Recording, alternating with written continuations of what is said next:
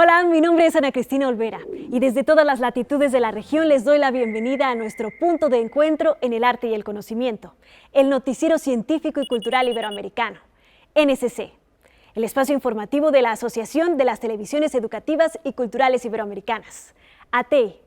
Acompáñenme en este recorrido de 30 minutos a descubrir lo que se produce, se investiga y se crea cerca de ti. La Estación Espacial Internacional es una de las hazañas más importantes de diplomacia científica de la historia. En este laboratorio, que está en órbita alrededor de la Tierra, cooperan de manera continua 15 naciones, llevando a cabo cientos de experimentos al año que avanzan la ciencia para beneficio de toda la humanidad. Veamos algunas de las noticias más recientes que suceden en este complejo científico. And liftoff. Una misión para celebrar los 60 años del envío del primer hombre al espacio. 2 cosmonautas rusos y un astronauta estadounidense llegaron el viernes a la Estación Espacial Internacional, horas después de despegar desde el cosmódromo ruso de Baikonur. El lanzador estaba decorado con el perfil en blanco y azul de Yuri Gagarin, su ilustre predecesor, cuyo legendario vuelo fue el 12 de abril de 1961. Oleg Novitsky y Piotr Dubrov, de la agencia rusa Roscosmos, y Mark Vande Hey, de la NASA, permanecerán 6 meses en la estación.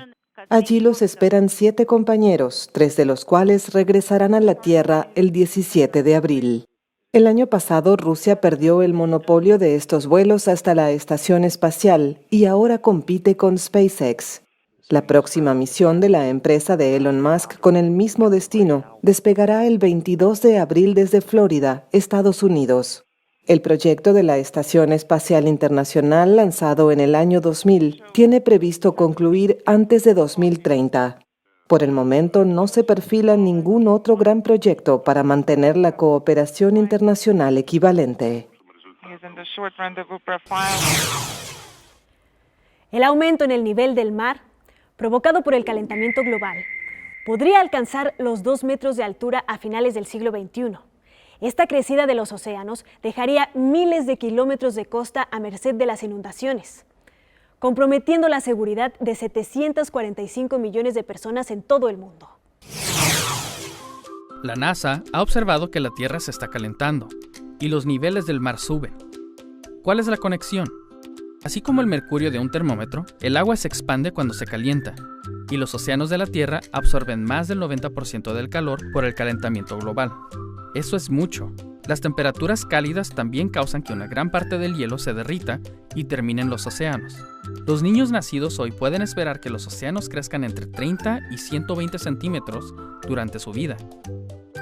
Tan solo en los Estados Unidos, casi 5 millones de personas viven en zonas en donde la marea puede subir a 1.2 metros. Eso puede significar un incremento en inundaciones debido a tempestades. Y al crecer los océanos, su agua salada puede mezclarse con nuestros ríos y agua subterránea, que es donde muchas personas obtienen agua fresca para beber y para la agricultura. No hay duda que el nivel del mar está creciendo. La NASA puede medirlo desde el espacio, pero ¿qué vamos a hacer al respecto? Algunas comunidades están tomando pasos para adaptarse, y otros están trabajando para enfocarse en la causa, el calentamiento global. Es un gran reto, pero escucha, es mejor que estemos listos, porque por ahora, el buen planeta Tierra es el único planeta que tenemos.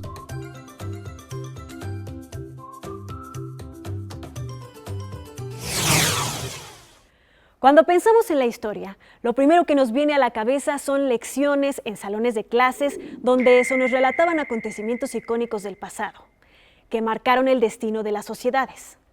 Pero ¿alguna vez te has planteado si existe otra perspectiva para ver estos mismos hechos? La historia es mucho más compleja de lo que parece. Y así nos lo explica Curiosamente.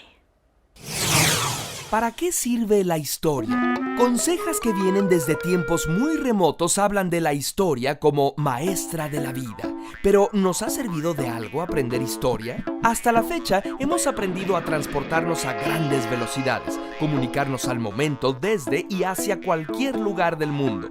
Conocemos mucho sobre la vida de nuestro planeta, empezamos a escudriñar nuestro universo e iniciamos el entendimiento de la vida misma con los descubrimientos genéticos. Sin duda, nuestra capacidad de aprender es enorme. ¿por qué no hemos aprendido a vivir en paz? ¿Por qué no aprendemos a ser justos? ¿Quién nos enseñó a creer que era natural que unos humanos vivan con todos los privilegios y otros sin cubrir sus necesidades? Y si se dice que el pueblo que no sabe su historia está condenado a repetirla, ¿tiene la historia como maestra de la vida algunas respuestas? Cuando pensamos en la historia, es probable que la imaginemos como una simple narración muy larga, en la que todos están de acuerdo acerca de cosas que ocurrieron hace tanto tiempo que no tienen nada que ver con nuestras vidas. Pero en realidad, la historia es importante en nuestras vidas. Nuestra historia personal es parte de una historia más grande. Lo que hacemos a diario está condicionado por todo lo que pasó antes, y esas actividades también van construyendo la historia todos los días. Por otro lado, la historia forma parte de nuestra vida porque la aprendemos en las escuelas, aunque esas dos historias no parecen juntarse siempre. El contarse historias unos a otros para compartir experiencias vitales es un proceso esencial para comunicar y recrear de todos esos valores, costumbres y significados que llamamos cultura. Sin embargo, no hay una historia única y verdadera. Las fuentes de la historia son muchas y diversas, que van desde el propio hogar, la escuela, medios de comunicación, iglesias y más.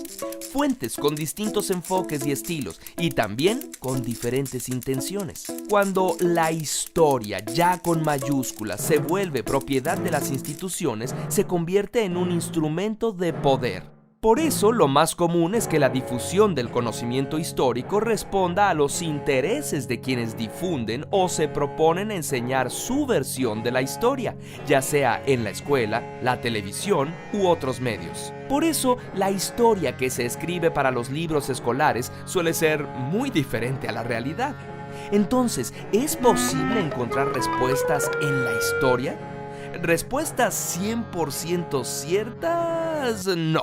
Pero sí experiencias que pueden explicarnos cómo actuamos a diario y en el futuro referentes que debieran ser tomados en cuenta en cada decisión que tomamos. Enterarnos de que lo que sabemos de historia puede no ser 100% cierto nos ha confundido más. Si es así, ¡excelente! La historia con sus modos de escribirla, difundirla y aprenderla se nos presenta como un proceso confuso y complejo, plagado de opiniones, inconsistencias y contenidos no siempre confiables. Hay que desconfiar de las historias que se presentan como las únicas verdaderas. Conocer otras versiones, siempre sabiendo que lo único seguro es la incertidumbre. Y estar seguros de esa incertidumbre ya es una certeza de la que podemos partir. Curiosamente. ¿Tiene algo que ver la conservación del medio ambiente con los derechos humanos? La respuesta a esta pregunta no es tan obvia como parece, pues por décadas, tener acceso a un ecosistema sano y la información adecuada sobre su manejo y conservación no han sido considerados como parte de las inalienables garantías individuales. Pero en la región esto pretende cambiar. El Acuerdo de Escazú es el primer acuerdo regional y el primero en el mundo en contener disposiciones específicas en relación con derechos humanos en asuntos ambientales. El objetivo del acuerdo es garantizar el acceso a la información, la participación ciudadana y la justicia en asuntos ambientales. Pero, ¿es cierto que la firma del acuerdo supone poner en riesgo la soberanía de los países? El acuerdo no busca sobrepasar la soberanía que tienen los estados con una mirada regional. El acuerdo mismo plantea una implementación progresiva de estos estándares en cada uno de los estados, con el respeto a la legislación que tienen esos estados. ¿Qué significa que algunos países no ratifiquen el acuerdo? El hecho de que Colombia, por ejemplo, o de que Perú se nieguen a ratificar este acuerdo, pues están mandando un mensaje al mundo de que no están suficientemente comprometidos con los objetivos de desarrollo sostenible, por ejemplo, o de que no están suficientemente comprometidos con la transparencia en los procesos ambientales. Y eso es muy grave. Considerando que aproximadamente 20 países no han ratificado este acuerdo, ¿será que existe una debilidad en él? El reto que el mismo proceso tiene es el de demostrar el valor que el acuerdo va a traer a la región. Y en ese sentido, los procesos quizá incipientes que ya se están dando en algunos países, como en el caso del Ecuador, van a ayudar justamente a demostrar ese valor que el acuerdo tiene y cómo, a través, digamos, de este ejemplo, podemos enganchar a los otros países que no se han sumado todavía. Sin lugar a dudas, este acuerdo es particularmente urgente para proteger a los líderes y comunidades que en América Latina protegen el ambiente, la región más peligrosa del mundo para los defensores ambientales.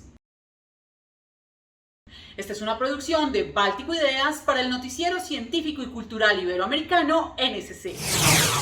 Los museos del Vaticano han sido incluidos en la lista de los museos más importantes del mundo y visitarlos representa una etapa esencial para quien visita Roma.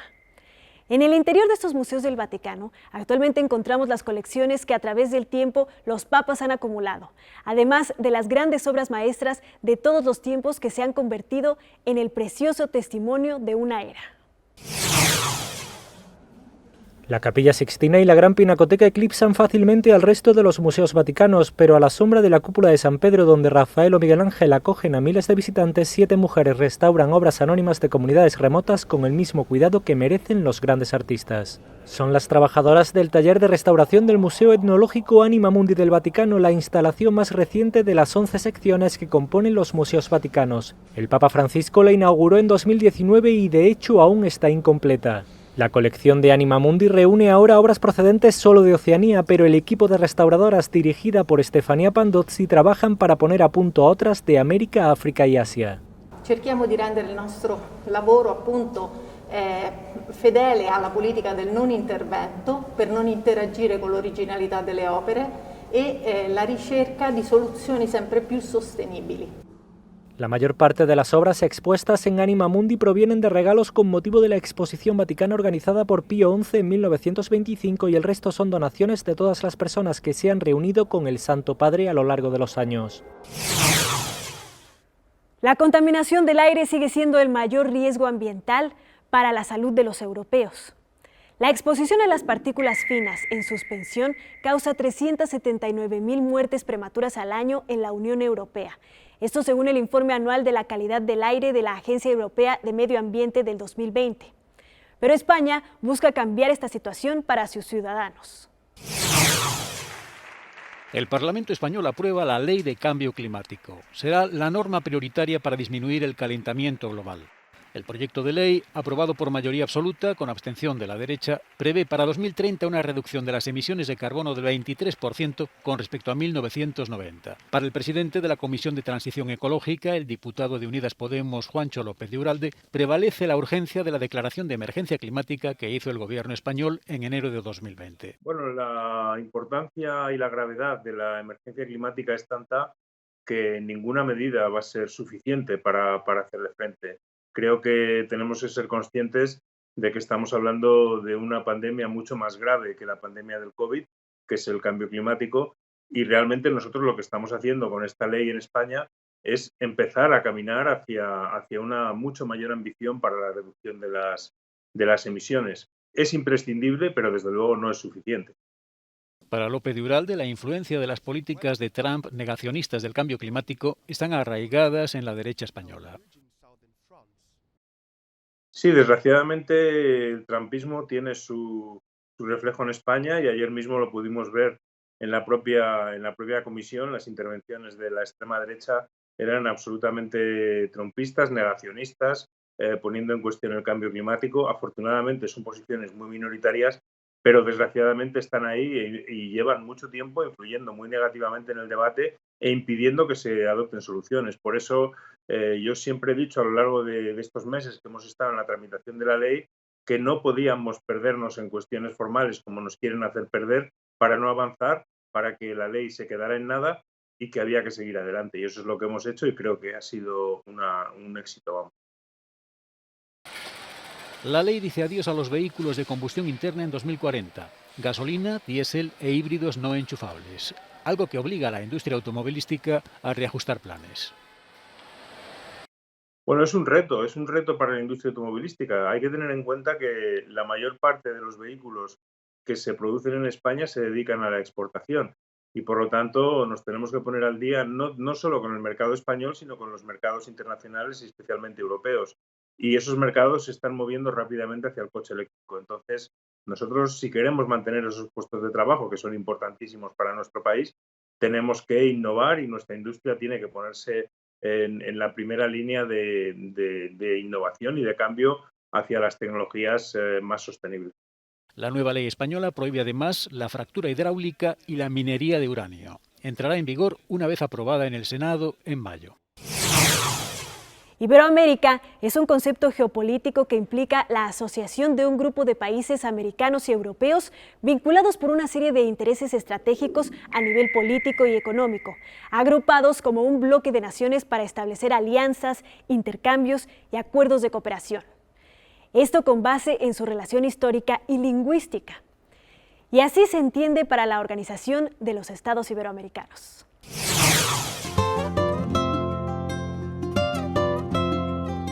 Hoy, muchas miradas están puestas en Iberoamérica, una vasta región que se extiende desde el Yucatán hasta la isla de Pascua, desde Tierra de Fuego hasta Río Grande, desde Lisboa o Madrid hasta Guayaquil. La región a la que pertenecemos atesora riqueza, diversidad, una fuerte identidad propia y un prometedor futuro por delante.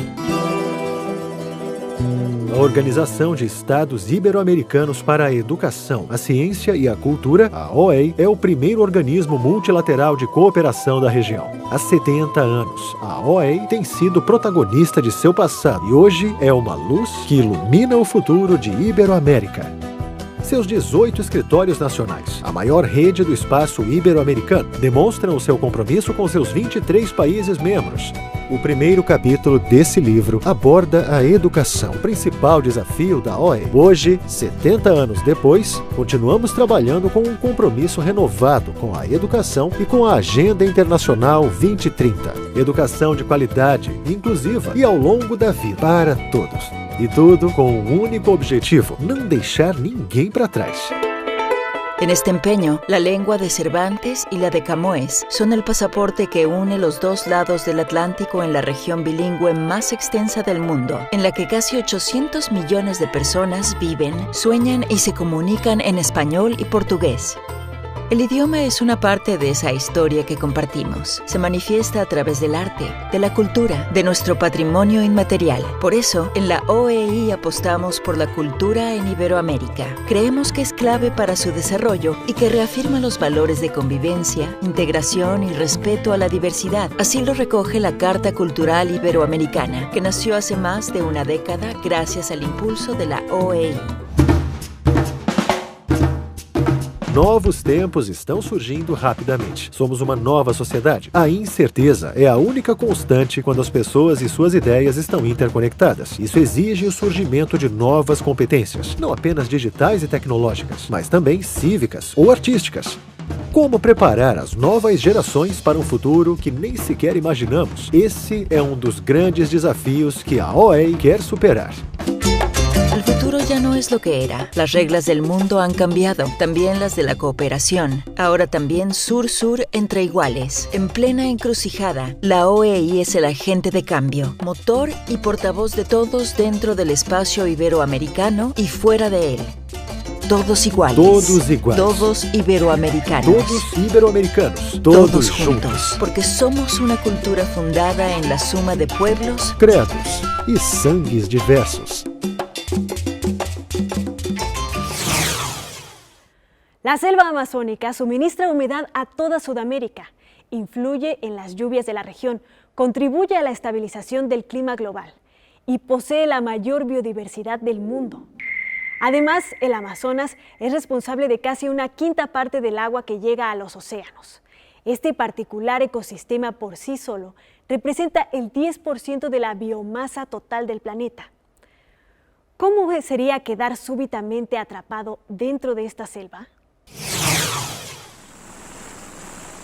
A sus 36 años, el piloto Antonio Sena puede celebrar ser un doble sobreviviente. A fines de enero pilotaba un Cessna 210 hacia una mina ilegal en la Amazonía de Brasil, cuando el aparato se precipitó a tierra. Salió ileso, pero estaba perdido en medio de la selva. El vuelo estaba siendo normal cuando súbitamente el motor se detuvo, simplemente se detuvo.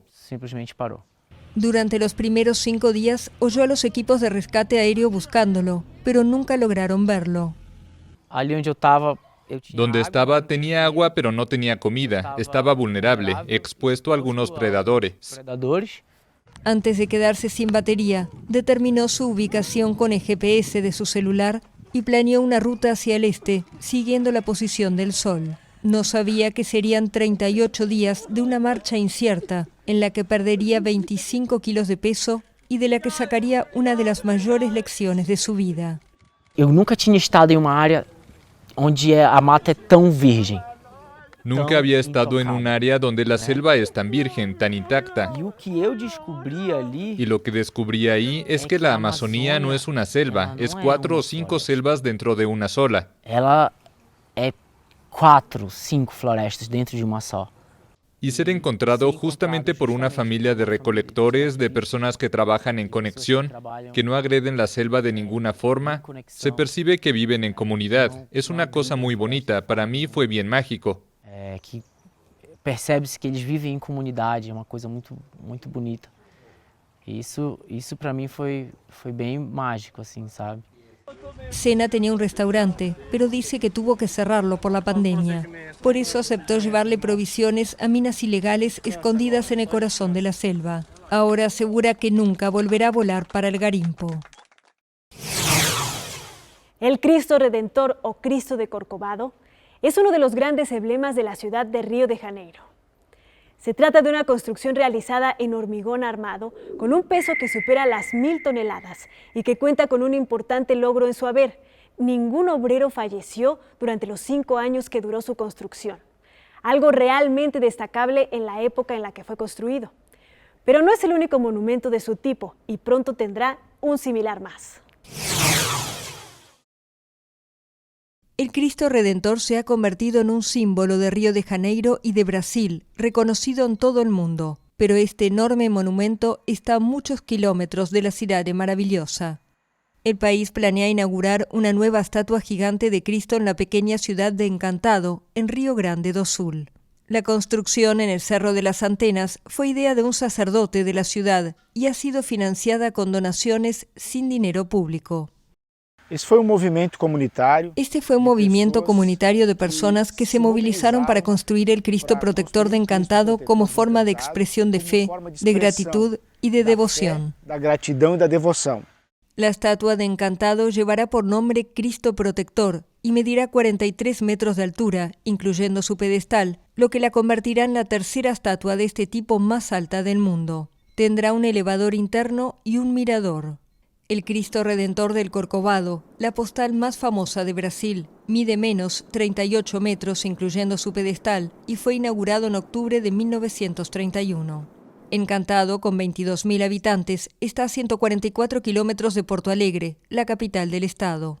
La ciudad espera concluir la construcción del nuevo Cristo a fines de este año. Gracias por habernos acompañado en este viaje informativo del Noticiero Científico y Cultural Iberoamericano. NSC. Este espacio de encuentro no sería posible sin la colaboración y las plataformas de los socios de ATEI y las agencias informativas AFP, EFE, Xinhua, Notimex, Euronews y la Deutsche Welle. Si quieren saber más, podemos estar comunicados a través de la web en noticiasnsc.com y las redes sociales. Nos encuentras como @NSC Iberoamérica en Twitter, Facebook, Instagram, TikTok y Dailymotion. Yo soy Ana Cristina Olvera y los espero en una próxima emisión.